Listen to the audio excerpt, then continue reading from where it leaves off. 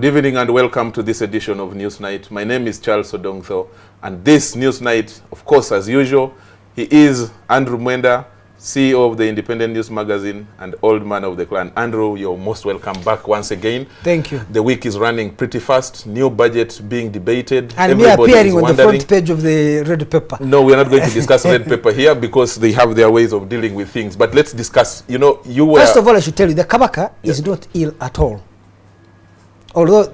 And you want us to discuss that? Well, I think we shouldn't. We can discuss the budget, but I just wanted to make it clear that Kabaka is not First ill. of all, Andrew, I don't believe in journalism that seeks to expose certain private life of people to that extent, because I think it's irresponsible. And give me five, you are a serious journalist. You see, so even to talk about it for me, I think is legitimizing something that I don't believe in professionally. But anyway, quickly forward. The budget. Last week, Maria read a budget on behalf of the president, 15 trillion shillings. Do you believe that we have this money, first of all? When there is a report on NTV now saying that Uganda's debt stands at 17 trillion. But that is a very different matter. The matter of debt, the matter of debt is different from the budget. Okay. You see, when a government is reading a budget, the government has three sources of financing. Either it can borrow domestically or from abroad. Yeah. It raises money through tax revenues. It also raises money from grants. And by the way, it can also raise money from non-tax revenue, like when it issues passports and dividends it gets from government parastatals. Now, if you look at the total expected revenue of the state of Uganda is about 11 trillion. Yes. And then they will get the balance. The internal revenue authority? From international donors, yes. About 9. They talked about 9, I think, this time. Then there is non-tax revenue. Yeah. Then they could issue bonds. Yeah. They could issue bonds, and then they make it 15 trillion, which is very important because, you see, if you look at total government revenue of Uganda when the URA was created, it was 282 billion in 1992-93 financial year. So to grow from 289 billion to 9 trillion that the URA is expecting to collect means that what they are going to be collecting in 1 month is equivalent to what they were collecting in 1 month is only about those days they were collecting.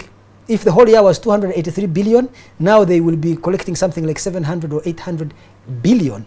800 billion. Which is a drop in the ocean compared to the... So it shows you that one, Uganda's economy has grown. It also shows you that the government's revenues have grown. But this is the most important thing.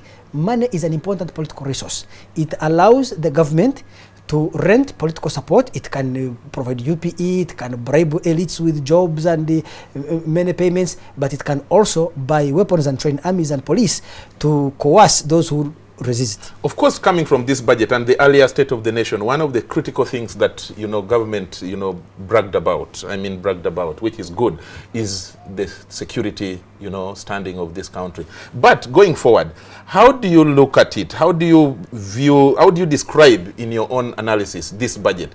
Is it a campaign or political budget looking to 2016, or it is a budget because it is so laden? Well, let me again explain to you about the essence of a budget. Yeah. You see, a budget is a statement of government's projected revenues and projected expenditures. So you need, now, projected revenues, especially on taxation. How is the government planning to raise money?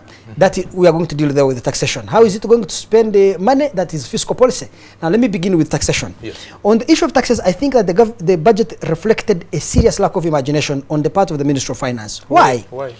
Because the Ministry of Finance is trying to raise tax revenues by squeezing the last penny out of existing taxpayers who are compliant.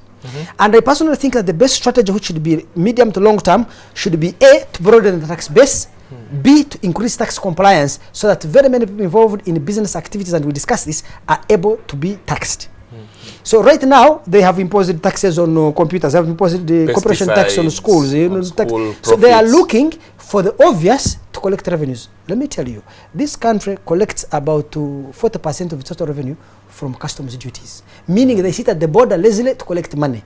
They need to increase inland or domestic revenue collection, and that is by identifying every single business. I'll give you an example. Moses Biaruhanga, who is the presidential advisor on political affairs, and I, in 2005 or 2006, we did a study in Kabalagala alone. Out of 1,700 shops sampled, only about 300 had genuine KCC licenses at the time.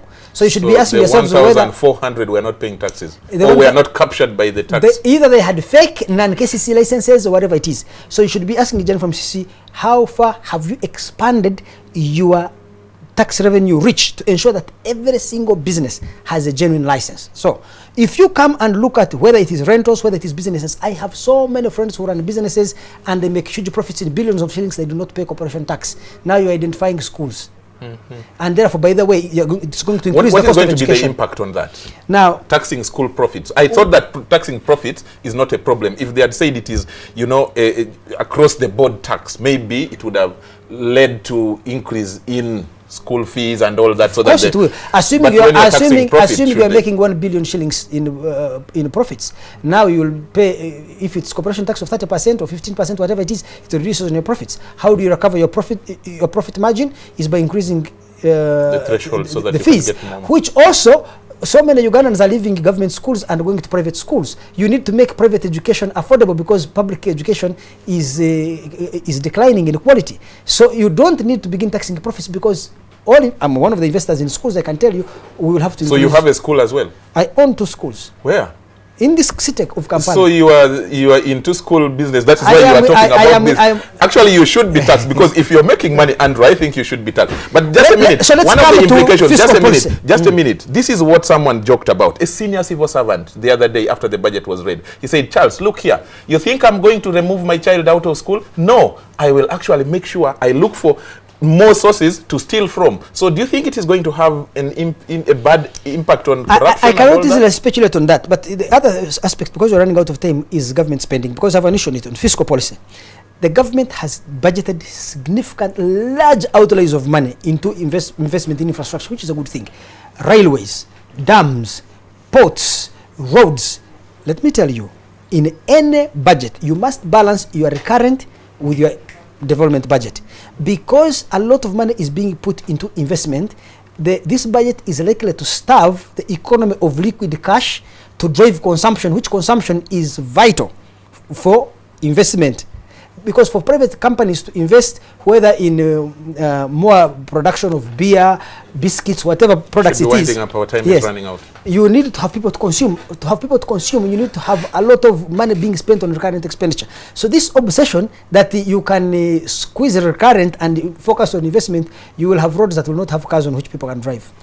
Well, that is Andrew Mwenda, the man himself. He calls himself Old Man of the Clan. I am called Old Man of the Clan. What I know for a fact, he is the Chief Executive Officer of the Independent. And today, of course, he has told us more. He is an investor in schools. And for me, I'm happy. They must be taxed. Maria, go for them as long as they don't increase more school fees for us, the poor parents. That was Newsnight. My name is Charles Odongso.